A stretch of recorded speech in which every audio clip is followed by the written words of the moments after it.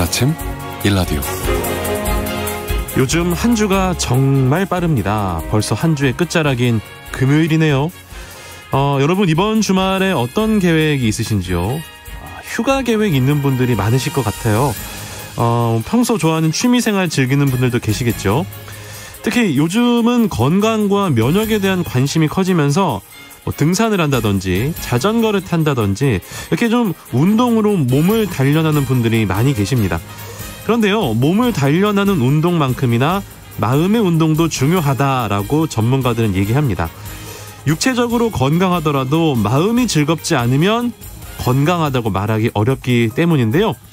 마음 운동, 어려움이 닥쳤을 때 이겨나갈 수 있는 마음의 힘을 단련시키는 운동이다라고 생각하시면 될 것 같습니다. 명상, 여행 같은 걸 통해서 이 마음의 운동이 되기도 하겠고요. 자연과 벗하는 전원생활 혹은 농촌 생활도 도움이 되겠죠.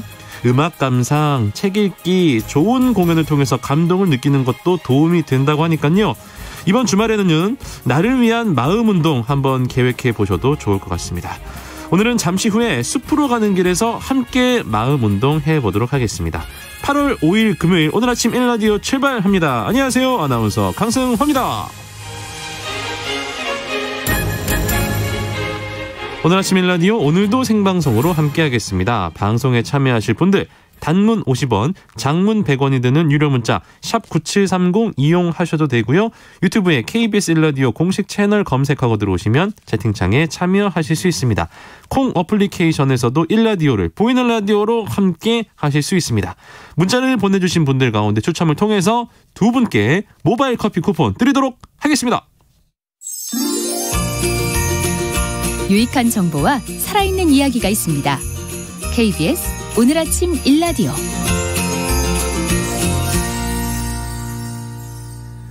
지난 2일 정부 세종청사 농림축산식품부 앞에 젖소 송아지가 등장했습니다.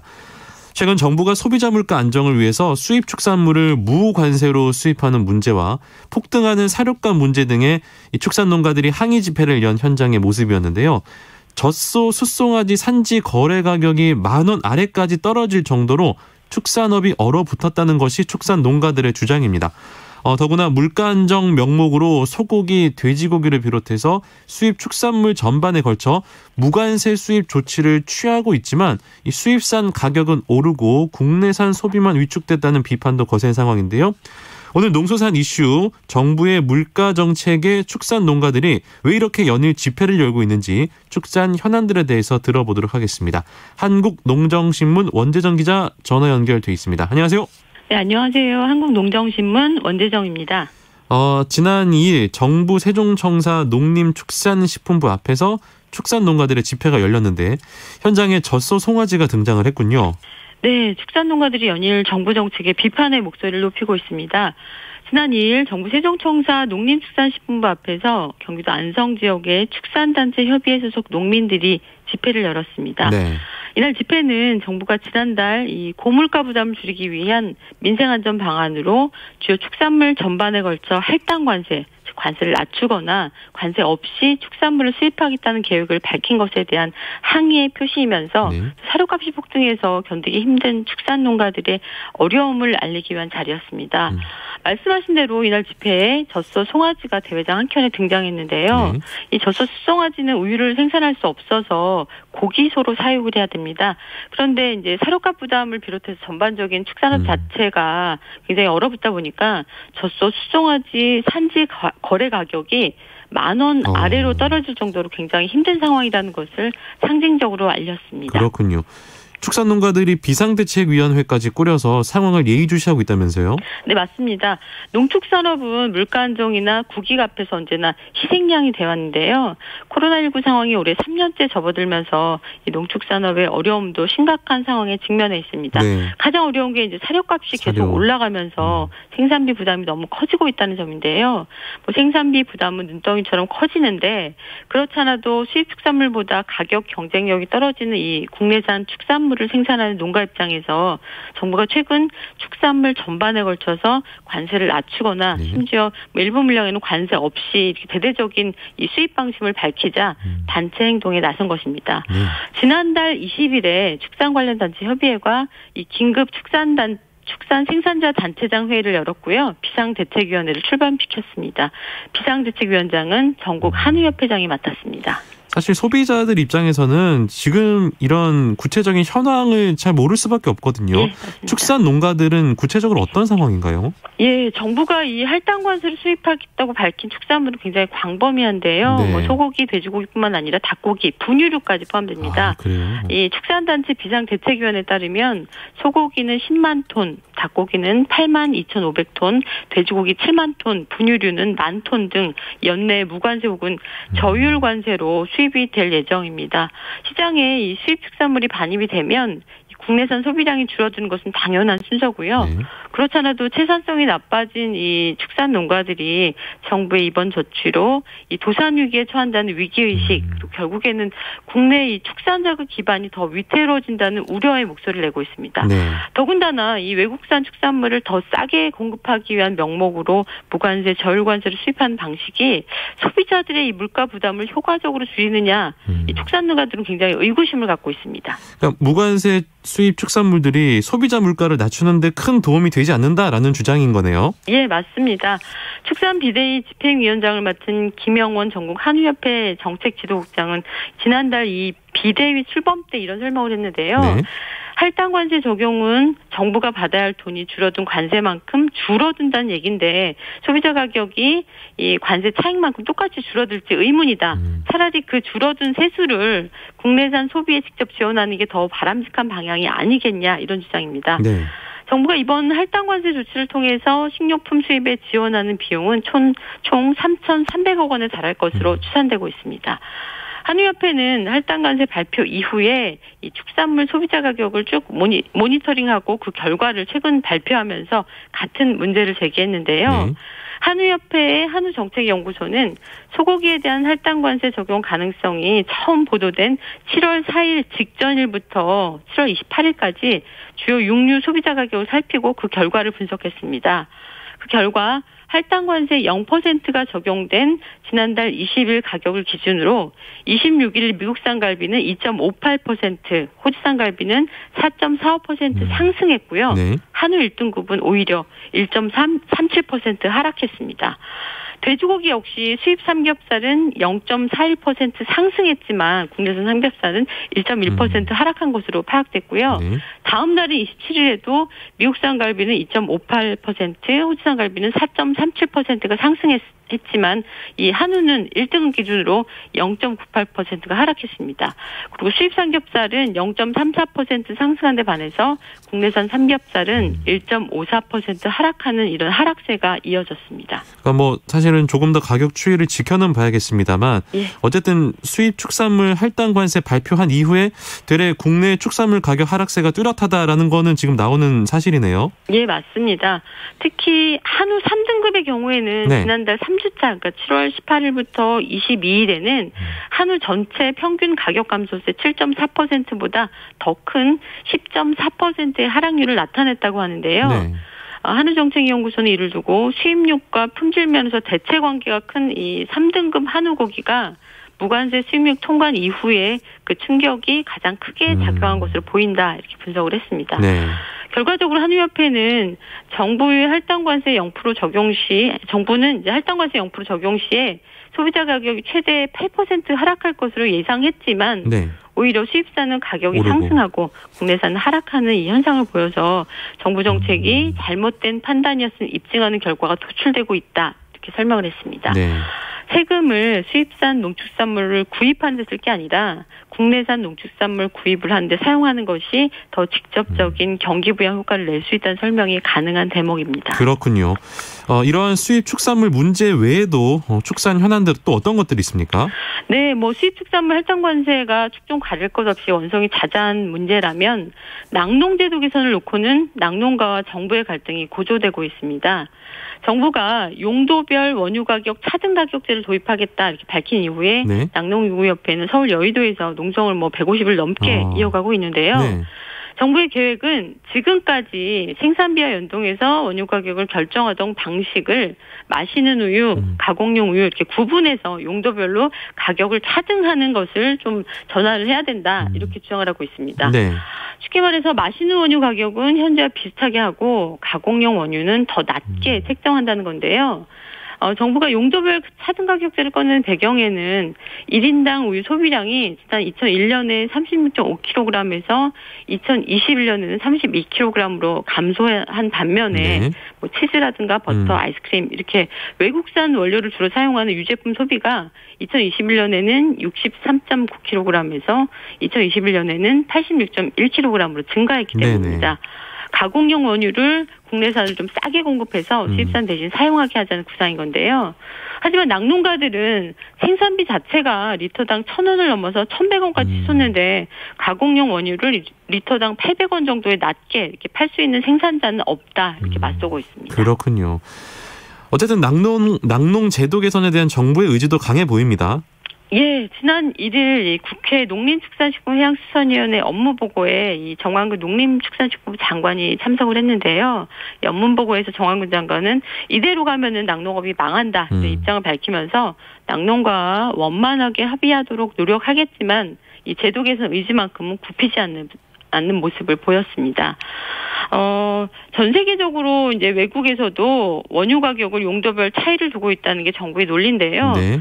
내용을 잘 들여다봐야 한다는 게 낙농가들의 반박이기도 합니다. 특히 이를 뒷받침할 산업 구조와 정책이 우리나라와 상당히 다르다는 점 또한 고려할 필요가 있다는 뜻입니다.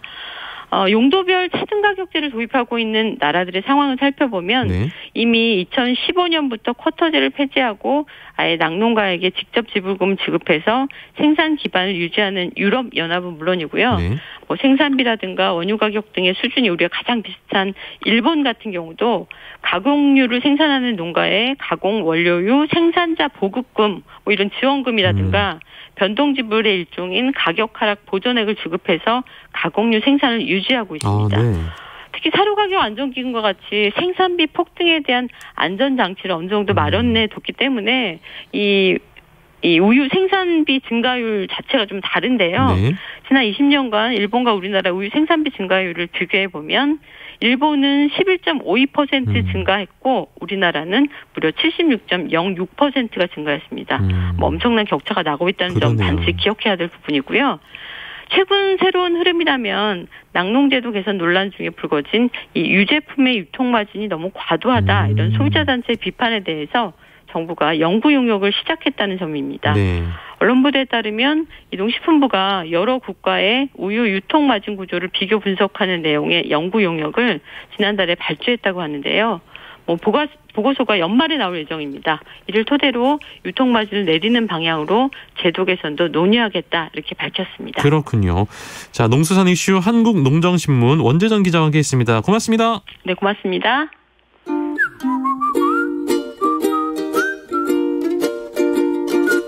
오늘 아침 1라디오 강승화 아나운서의 진행으로 듣고 계십니다.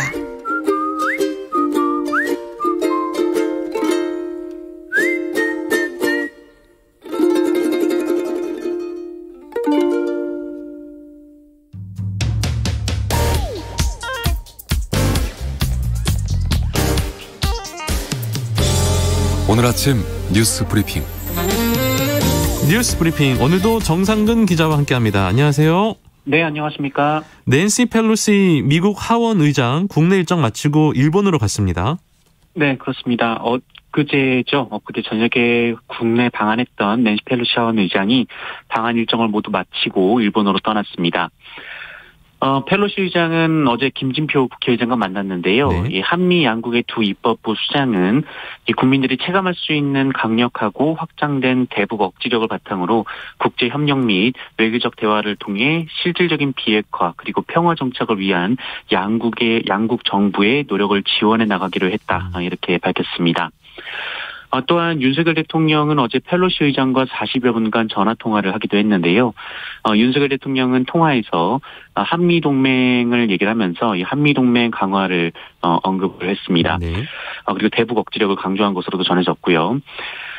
그런데 이번 방한 기간 동안 논란도 몇 가지 있었습니다. 네네. 먼저 윤석열 대통령과 펠로시 의장이 만나냐 안 만나냐 이거를 두고 대통령실에서 좀 오락가락했던 건데요. 그랬었죠. 네, 대통령실은 만남을 조율 중이다라고 했다가 몇 분 만에 안 만난다 이렇게 또 밝혔고 그러다가는 이 만남을 조율한 적도 없다 이렇게 말을 계속 바꿨습니다. 여기에 시민사회 수석은 이 미국 하원 의장은 대통령의 파트너가 아니다 이렇게 말을 했는데요. 네. 이 다른 나라에서는 모두 각국 정상들과 만났기 때문에 좀 부적절한 발언이다 이런 지적도 나왔습니다. 그리고 의전도 논란이 됐습니다. 네. 펠로시 의장이 그제 방한을 했을 때 우리 의전팀이 아무도 나가지 않았던 건데요. 국민의힘은 이 국회의장이 의전팀을 보내야 했다라면서 사과를 요구했습니다. 하지만 국회 사무처는 펠로시 의장과 조율한 끝에 의전팀을 보내지 않기로 했던 것이다 이렇게 밝혔습니다. 알겠습니다. 그 대만 주변은 요즘에 굉장히 긴장감이 높은 상황이죠? 네. 어제 하루 그 한국과 타이완을 오가는 직항 비행기가 뜨질 못했습니다. 아, 그래요? 네. 우리나라에게도 이렇게 영향이 있는데요. 네. 중국이 사실상 타이완을 둘러싸고 이 대규모 군사훈련에 돌입했기 때문입니다. 중국은 타이완 해협을 사이에 두고 이 마주한 이 푸젠성 해안가에서 미사일까지 발사를 했는데요. 이 타이완 해협 중간선 너머로 넘어간 미사일도 있었습니다. 특히 처음으로 타이완 영해와 이 타이완 해협 중간선이 훈련 구역에 포함되기도 했는데 중국이 타이완 영해를 인정하지 않는다라는 의미로 풀이가 되고 있습니다. 이에 대해 타이완은 이 명백한 주권 침해라면서 이 즉각 전투 준비 태세를 강화했습니다. 지난 1996년 제3차 타이완 해협 위기 당시에 이 중국이 수개월에 걸쳐서 군사훈련을 한 바 있거든요. 네. 그래서 이번 중국의 무력 군사훈련도 당분간 이어질 가능성이 제기가 되고 있습니다. 그렇군요. 군사적 긴장이 좀 높아지는 것 같습니다. 정치권 소식도 살펴보도록 하겠습니다. 네, 국민의힘 소식부터 전해드리겠습니다. 국민의힘은 오늘 이 상임정국위원회 회의를 열고 비상대책위원회 구성 절차에 본격 돌입합니다. 이에 앞선 어제 이준석 대표가 처음으로 윤석열 대통령을 직접 비판을 했는데요. 네. 이준석 대표는 윤석열 대통령이 지난 5일 이 전 정권에 지명된 장관 중에 그렇게 훌륭한 사람 봤냐 이런 말을 한 것을 두고 나와서는 안 될 발언이었다라며 더 심각한 것은 대통령실이 이 발언이 잘못됐다는 걸 지적할 용기도 규정하겠다는 책임의식도 없었던 것이다 이렇게 비판했습니다. 민주당으로 가면요. 네. 이재명 의원 관련해서 뉴스가 계속 나오고 있는데요. 경찰 조사 뒤 숨진 참고인 김모 씨에 대해 이재명 의원이 관계없는 사이라고 반박한 바 있는데 JTBC는 어제 이 숨진 김 씨가 선발대 차량을 운전하면서 김혜경 씨와 선거 일정을 함께 했고 또 해당 차량에는 김혜경 씨 최측근 대모 씨도 탄 것으로 알려졌다 이렇게 보도를 했습니다. 이재명 의원은 어제 모든 영역의 모든 방향에서 본인을 향한 최대치의 공격이 이루어지고 있다라면서 본인도 인간이라 가끔 지치기도 한다라고 토로하기도 했습니다. 어제 검찰이 검찰을 압수수색했습니까? 네, 윤석열 대통령이 검찰총장이던 시절 윤석열 대통령을 이른바 찍어내기 하기 위해 감찰을 했다는 의혹을 받고 있는 이성윤 법무연수원 연구위원 그리고 박은정 전 수원지검 성남지청장 수사 관련해서 서울중앙지검이 어제 이 법무부의 감찰 담당관실 그리고 중앙지검의 기록관리과를 압수수색했습니다. 네. 앞서 한반도 인권과 통일을 위한 변호사 모임에서 이 두 사람을 고발을 했는데요. 하지만 서울중앙지검은 법 위반이 불명확하다라며 무죄로 판단한 바 있는데 고발 주체인 한변이 이에 불복해 항고를 했고요. 그러자 서울고검이 지난 6월 재기 수사를 명령하면서 이 중앙지검이 다시 수사를 진행 중인 상황입니다. 네. 그리고 검찰은 이 쌍방울이 더불어민주당 이재명 의원의 과거 공직선거법 사건의 변호사비를 대납해준 의혹에 대해서도 수사를 하고 있는데요. 쌍방울 측에 검찰의 수사 자료를 건네준 혐의로 이 수원지검 현직 수사관을 긴급 체포하기도 했습니다. 사회면으로 가볼게요. 아내를 살해한 남성이 공개 수배가 됐습니다. 네, 어제 새벽 인천의 한 다세대 주택에서 40대 남성이 아내를 살해하고 장모에게도 흉기를 휘두른 뒤 달아나는 사건이 있었습니다. 네. 참 안타깝게도 이 함께 있던 초등학생 딸이 119에 신고를 했는데요. 네. 이 구조대가 출동했지만 이 집안에 쓰러져 있던 아내는 이미 심장이 멎은 상태였고 또 흉기에 찔린 장모는 2층 창문에서 뛰어내려 탈출한 것으로 전해졌습니다. 하지만 부상이 심해서 50여 미터 정도 떨어진 도로에 쓰러진 채 발견됐는데요. 생명에는 지장이 없는 것으로 알려졌습니다. 이 범행을 저지른 남성은 문을 열고 나와서 인근 골목으로 그대로 달아났는데요. 경찰은 도주한 남성의 인상 차기 그리고 차량 정보를 공개하면서 공개 수배를 했습니다. 용의자는 42살, 키는 168cm 정도고요. 스포츠 머리이고요. 네. 또 입고 있던 반팔 티셔츠와 긴 바지는 남색이라고 합니다. 이 남성은 범행 후 이 코란도 스포츠 차량을 타고 인천 시흥 일대로 도주를 했는데요. 현금으로 택시를 이용할 가능성도 있다면서 경찰은 주변 택시기사분들에게도 협조를 요청했습니다. 네. 코로나19 상황 살펴보도록 하겠습니다. 네, 어제 코로나19 신규 확진자 수는 10만 7,894명이었습니다. 그 전날보다는 12,000여 명 정도 줄었는데요. 네. 하지만 일주일 전에 1.22배, 2주 전에 1.52배 수준입니다. 그런데 위중증 환자 수가 이 전날보다 26명이나 늘면서 310명으로 다시 300명을 넘었습니다. 일주일 전에 2배에 가깝고요. 2주 전에 3배에 가깝습니다. 한편 교육부는 올해 2학기에도 전국 유치원, 학생들을 원격 수업 없이 정상적으로 학교에 간다라고 밝혔습니다. 또한 학교가 감염 상황에 따라 탄력적으로 학사 운영을 하며 또 등교 전 선제 검사는 하지 않는다라고 밝히기도 했습니다. 대신 개학 후 모든 학생과 교직원에게 이 신속 항원 검사 키트 2개를 지급하고요. 네. 의심 증상이 있으면 가정에서 검사를 하도록 권고했습니다. 대학교 역시 대면 수업을 원칙으로 하고요. 이 교수나 학생이 확진돼서 대면 수업이 어려울 경우 원격 수업이나 출석 대체 과제 등으로 대신하게 됩니다. 하이트 진로 공장에서 농성을 하던 조합원들이 교량에서 투신을 했다고요? 네, 강원도 홍천군 하이트진로 강원공장에서 사흘째 농성 중인 이 민주노총 공공운수노조 화물연대 조합원 일부가 교량 아래로 뛰어내렸으나 곧장 구조된 일이 있었습니다. 예. 이들 조합원 5명은 어제 오전 11시쯤 경찰이 경력을 투입해서 해산에 나서자 이에 저항하는 과정에서 뛰어내린 것으로 알려졌습니다. 다행히 미리 출동해 있던 119 수상구조대가 7분 만인 11시 3분쯤 이 5명 모두를 구조했는데요. 이 뛰어내린 5명 중 1명이 다쳐서 병원으로 간 것으로 전해졌습니다. 네. 이 화물연대는 하이트 진로 측에 운송료를 30% 인상하고 또 노조원들 모두 재고용해달라라고 요구 중입니다. 또한 회사 측에서 이 파업이 시작된 이후 손해액이 5억 원을 넘어간다면서 배상을 요구하고 있는데 이것도 취소해달라라고 요구 중입니다. 회사 측에서는 다음 주 월요일까지 복귀하면 책임을 안 묻겠다라고 했지만 더 길어지면 업무방해 등으로 강경 대응하겠다라고 밝혔습니다. 네. 과학과 관련된 소식도 살펴보겠습니다. 다누리호, 이제 달로 향하는 이 탐사선인데 오늘 오전 달을 향해 출발합니까? 네. 한국의 첫 달 탐사선 다누리가 우리 시간으로 오늘 아침 우주로 향합니다. 네. 다누리는 미 우주군 이 기지 그리고 케네디 우주센터가 있는 플로리다 케이프 커네버럴에서 발사 준비를 마쳤는데요. 이제 카운트다운만 남은 상황입니다. 현재는 구름 한 점 찾기 힘들고 바람도 약하다라고 하는데요. 네.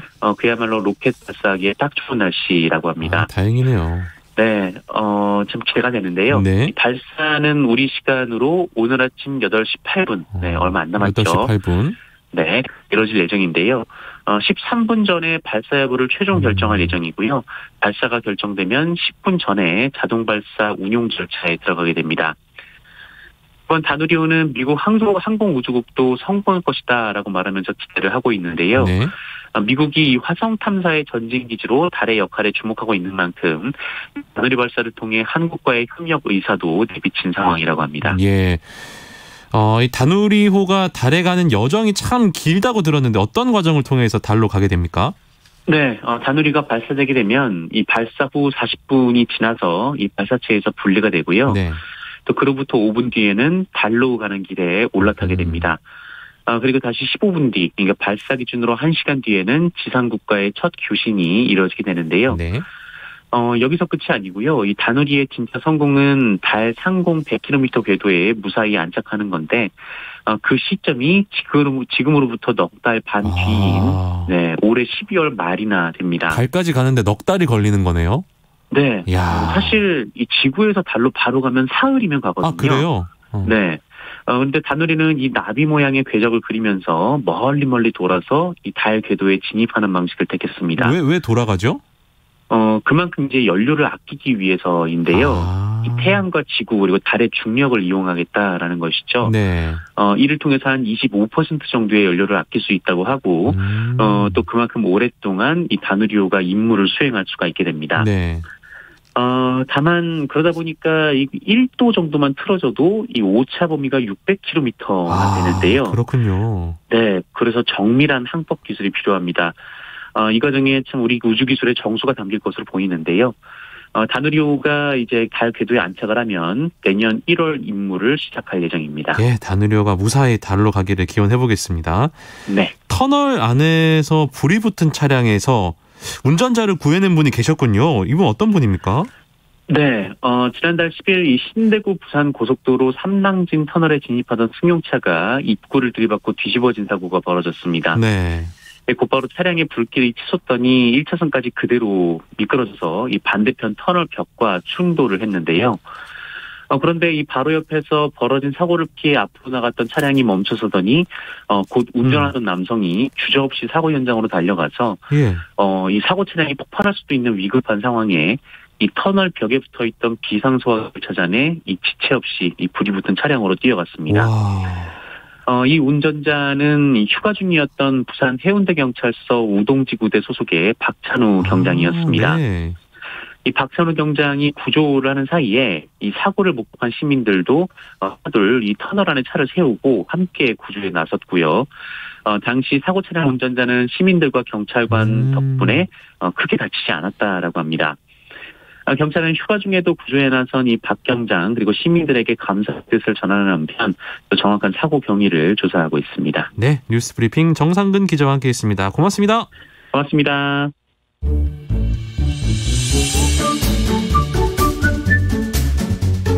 아침을 여는 기분 좋은 습관. KBS 오늘 아침 1라디오.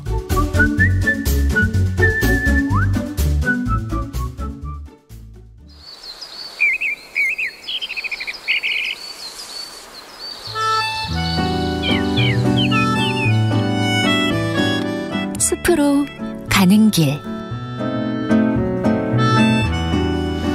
숲으로 가는 길로 이어가겠습니다. 숲해설가 김서정 작가와 함께 할게요. 어서 오세요. 네, 안녕하세요.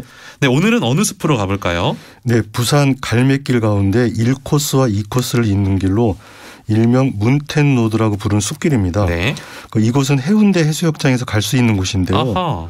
해운대 달맞이길은 많이 알려져 있습니다. 네. 그 드라이브 코스로도 유명한 달맞이길 아래에 이 숲속길이 문텐로드인데요. 아하. 해운대구에서 기존 달맞이길 차도와 네. 그 아래쪽에 동해남부선 철길 사이의 숲길 2.2km를 산책로로 정비한 곳입니다. 아, 그렇군요. 사실 그 이맘때는 부산 해운대에 간다 이러면 이제 해수욕장 가려고 가는 건데 작가님은 문텐로드를 가기 위해서 해운대에 가신 거예요? 아니, 그건 아니고요. 아니에요? 예. 해운대 해수욕장에 갔다가 그 짧고도 좋은 숲길이 없을까 검색을 하다가 알게 되었고요. 네. 길지 않은 길이지만 약간 흐린 날이긴 했지만은 언뜻 보이는 바다를 보면서 잠깐 걸었는데요. 네. 그 해운대 해수욕장만 보고 왔던 때와 다른 느낌을 받아서 너무 기분이 좋았습니다. 네, 저도 여기는 안 가봤는데 달맞이길 올라갔을 때 기분이 상당히 좋더라고요. 네. 뭐 바다도 좋지만 숲도 이렇게 함께 걸으면 더 시원해지는 여름인데 그러면 부산 갈매길 요거부터 먼저 좀 소개를 좀 해주시겠어요? 네, 이 갈매길은 부산 광역시에 위치한 트레킹 코스로요. 부산의 해안, 강변, 숲, 도심 전 지역에 걸쳐 조성된 이 탐방로의 명칭인데요. 네. 갈매길은 부산의 상징인 갈매기 아하. 그리고 길의 합성어입니다. 갈매기길. 네, 그래서 부산 갈매길은 총 9개 코스 21개 구간으로 해안길 6곳, 강변길 3곳, 숲길 8곳, 도심길 4곳이 있습니다. 총 거리는 278.8km라고 합니다. 꽤나 길게 조성이 돼 있군요. 네. 부산에 가시면 가면 뭐 이제 좋은 곳도 많지만 뭐 시간이 좀 여유가 있으신 분들은 갈매길 완주 계획도 한번 세워보시면 좋을 것 같습니다. 오늘 소개할 곳이 문텐 로드라고 하셨는데 특별한 의미가 있습니까? 그 햇볕에 피부를 그을리는 게 선텐이라고 하는데 그렇죠. 밤에 달빛으로 피부를 그을리게 할 수는 없겠지만요. 선텐과 비슷한 개념으로 문텐을 만든 것 같습니다. 낭만적이다 이거. 예.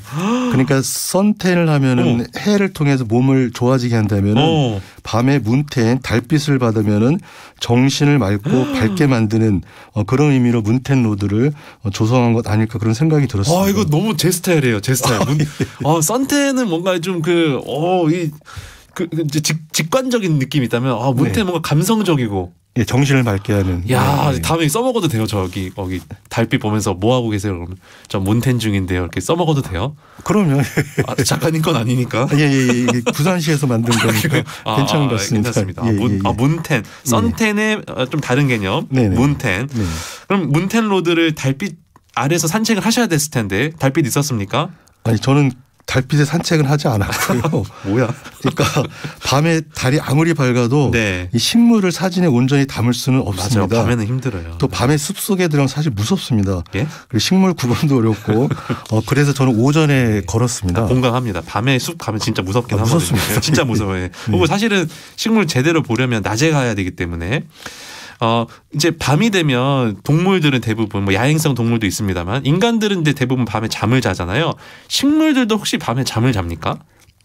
네, 잠을 잔다고 볼 수가 있습니다. 아, 그래요? 그러니까 우리가 잠을 눈이 감긴 채 의식 활동이 쉬는 상태라고 정의를 한다면요. 네. 그렇게 볼 때 식물은 눈은 없지만 잠을 잔다고 말을 할 수가 있는데요.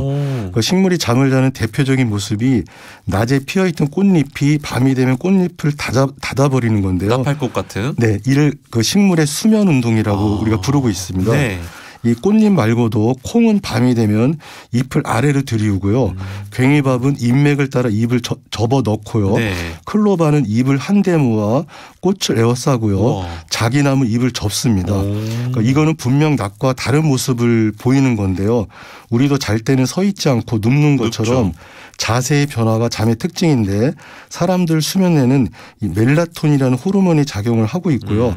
식물의 경우에는 피토크롬이라는 색소 단백질이 이 빛의 파장에 따라 밤낮에 따라 감수성을 다르게 해서 낮과 밤 식물이 다른 모습을 보인다고 합니다. 그렇군요. 식물을 좀 제대로 알려면 낮에도 보고 그 같은 식물을 또 밤에도 봐야 되겠다 그런 생각이 듭니다. 네, 그렇습니다. 그래서 사실 전문가 말고는 식물이 어떤 모습인지 그 자세히 관찰하기가 쉽지 않은데요. 네. 그 밤길을 가다가 가끔 생각이 나면 제가 들여다볼 때가 있는데 좀 신기하긴 합니다.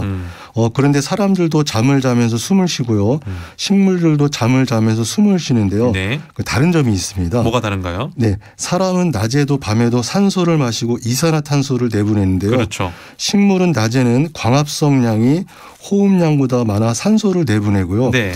밤에는 광합성을 하지 않고 호흡만 일어나기 때문에 이산화탄소를 내보냅니다. 그러면 작가님 밤에 숲에 산책하는 거 별로 안 좋겠네요. 왜냐하면 산소를 뿜는 게 아니라 식물들이 이산화탄소를 뿜기 때문에 밤에 산책은 좀 안 좋을 수 있겠다 이런 생각이 드네요. 꼭 그렇지는 않은데요. 아니에요? 예, 그 이유를 말씀을 드리면요. 네. 밤은 그 식물이 잠자는 시간인데요. 네. 높은 온도에서 자라는 선인장은 낮에는 호흡만 하고 밤에 광합성을 합니다. 그러니까 밤에 산소를 내보낸다는 건데요. 이 선인장 말고 거의 모든 식물은 말씀드린 대로 밤에 이산화탄소를 내보내는데 그 양이 아주 적어서 우리 몸에는 괜찮다고 합니다. 너무나 적은 양이기 때문에. 네. 그래도 요거 들으시면서 이산화탄소 때문에 너무 신경 쓰여라고 생각이 드시는 분이 있으시다면 선인장은 밤에 산소를 뿜는다고 하니까 선인장 들여놓으시면 좋을 것 같습니다. 자, 오늘은 어떤 나무를 그러면 거기서 만나볼까요? 문텐 로드에서 만나볼까요? 네, 팔손이입니다. 들어봤는데 팔손이? 이 팔손이도 주변에서 많이 키우고 있는데요. 예. 이 팔손이는 드름나무과 아열대 식물로 분포 지역이 일본, 경상남도 남해도와 네. 거제도로 표기가 되어 있습니다. 그러니까 남부지방에서 자생하는 상록 관목으로 네. 그곳에 가야 숲에서 볼 수 있다는 건데요. 그래서 문텐 로드에서 본 팔손이가 너무 반가웠고요. 네. 지금은 대표적인 실내 공기 정화 식물로 나와 있었습니다. 네. 그 농촌진흥청이 식물의 실내 공기 정화 원리에 대해 설명한 자료를 보면요. 네. 첫째, 잎에 흡수된 일부 오염물질은 광합성의 대사산물로 이용되어 제거되고요. 그 화분 토양 내로 흡수된 오염물질은 근권부, 즉 이 뿌리 부분의 미생물들에 의해 제거가 된다고 합니다. 네. 둘째로 음이온, 향, 산소, 수분 등의 다양한 식물 방출 물질에 의해 실내 환경이 쾌적하게 되는 것이 원리라고 합니다. 야, 팔소니를 집에 들여놓고 키우면 진짜 좀 우리 건강에 좋을 것 같다라는 생각이 드네요. 네, 특히 실내 가운데 아이들 공부방이 가장 중요한 공간인데요. 중요하죠. 여기에는 음이온이 많이 발생하고 이산화탄소 제거 능력이 뛰어나며 기억력 향상에 도움을 주는 물질을 배출하는 식물을 두어야 한다는데요. 네. 공부방에 좋은 식물로 팔소니, 개운죽, 로즈마리 등을 들고 있었습니다. 특히 팔소니는 음이온 방출에 큰 도움이 된다는데요. 네. 이 자연 상태와 가까운 환경에서는 이 공기 중에 음이온과 양이온의 비율이 1.2대 1 정도인데 네. 이 도시 지역이나 오염 지역 등은 1대 1.2에서 1.5로 양이온의 비율이 높은 것으로 알려져 있습니다. 그래요. 이 음이온 발생량은 그 식물 종류별로 차이가 있는데요. 네. 실내 공간에 약 30% 정도 화분을 두면은 공기 1세제곱센티미터당 약 100에서 400개 정도의 음이온이 발생을 한다고 합니다. 자녀를 두신 가정들은 집 안에 식물들을 많이 좀 두는 게 좋을 것 같다는 생각이 듭니다. 네, 그래도 숲으로 가야 이 음이온과 그렇죠. 양이온이 네, 숲으로 가야죠. 균형을 이루고 있어 우리 몸에 좋은 건데요. 네. 자녀분들하고 숲에 많이 가시면 좋을 것 같고요. 이 숲에 가면 식물이 광합성도 하고 증산작용도 해서 이 산소와 물 분자가 많이 나옵니다. 네. 그래서 음이온이 많이 방출이 되는 건데요. 느낌상 바닷가가 인접한 길에는 더 많은 음이온이 있을 것 같다. 막 건강해지는 느낌이 제가 들었고요. 네. 근데 팔소니 이름 유래를 보면서는 약간 짠하다는 생각을 제가 갖게 되었습니다. 팔손이 직관적으로 제가 그냥 짐작하기에는 손가락이 8개다 이런 의미 아닙니까? 예, 그렇게 연관이 있습니다. 그래서 네. 팔손이는 이 나무는 키가 1에서 3m로 작은데 잎을 보면은 양손을 합해 놓은 것처럼 크고요. 네. 거기서 손가락을 쫙 펼친 것처럼 맞아요. 갈라져 있습니다. 네. 이 특이한 생김새 때문에 외국 식물로 생각하기도 하는데요. 네. 우리나라 자생식물입니다. 그래요. 그 잎이 갈라진 갈래가 7에서 9개이지만은 대개 8개가 많아 팔손이라고 불리는데요. 네. 또 자료를 보니까 특이하게도 인도에 그 유래가 있었습니다. 인도에서요? 예, 말씀을 드리면요. 인도 공주가 있었고요. 네. 이 공주는 17 생일에 어머니한테 쌍가락지를 선물로 받았습니다. 네. 그걸 본 시녀가 공주 방을 청소하다가 엄지에 끼워봤고요. 하필 엄지에 꼈어. 근데 이게 빠지지 않아서 도둑으로 몰릴 것 같으니까 그 조사를 할 때 엄지를 구부리고 8개의 손가락만 펴 보였답니다. 예. 바로 그때 하늘이 노해서 그 시녀를 나무로 변하게 했는데 그게 바로 팔손이었답니다. 이런 또 재미난 이야기가 있었군요. 이게 이제 생김새도 좀 외국 식물 같고 전설도 인도에서 온 거라서 외국 식물이겠거니 하겠지만 아닙니다. 우리나라 식물이기 때문에 팔손이 많은 관심, 공기 정화에도 탁월합니다. 다른 나무도 만나볼까요? 네, 사방오리입니다. 사방오리. 이 문텐로드 답사 막바지, 그러니까 달맞이길 그 도로로 올라설 즈음에 네. 이게 키가 큰 나무가 옹벽 아래 비스듬히 자라고 있어 올려다보니 사방오리였습니다. 제가 진품명품 진행자로서 사방, 방 막다, 모래사, 모래를 막는 오리나무. 네, 맞습니다. 정답이죠? 네, 정답입니다. 오리나무와 관련이 있는 거예요, 그럼 사방 오리나무. 네, 맞습니다. 그래서 이 오리나무 세 종류가 크게 있는데요. 네. 오리, 그러니까 2km마다 이정표로 심었다는 이야기가 전해지는 오리나무가 있고요. 오리나무가 오리나무네. 오리나무가 있고요. 네.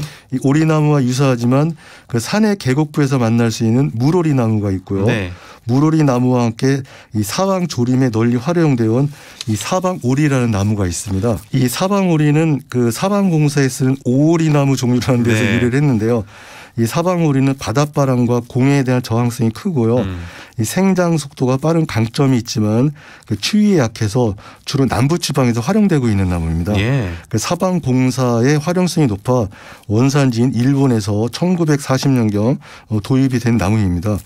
이 중부지방에서는 무로리 나무만 주로 보았는데요. 네. 팔손이나 사방우리처럼 역시 나무는 자기에 맞는 환경에서 자라는 나무를 그곳에 직접 봐야 더 큰 감동이 오는 것 같다는 생각을 했습니다. 네, 오늘도 숲으로 가는 길 숲의 설가 김서정 작가와 함께했습니다. 고맙습니다. 네, 감사합니다. 네, 오늘도 많은 분들께서 문자 보내주셨는데요. 당첨자 소개해드리겠습니다. 4836번님. 강승환님, TV쇼 진품명품 보다가 이른 아침 방송을 들으니 더욱 반갑네요. 세월이 참 빠르군요. 벌써 참깨 수확을 하고 깻다발을 묶으면서 즐겁게 듣고 있습니다. 토요일은 저의 아내의 고희연이 있습니다. 저의 7남매 가족이 모두 모여 아내의 생일 축하연을 가질 생각입니다. 아, 세월이 정말 빠르군요. 라고 보내주셨습니다. 자, 오늘은 4836번님과 5681번님께 커피 쿠폰 보내드리도록 하겠습니다. 오늘 아침 일라디오 오늘 순서 여기까지고요. 내일은 이선영 아나운서가 인사드리겠습니다. 저는 다음 주 월요일에 다시 찾아뵐게요. 아나운서 강승화였습니다. 고맙습니다.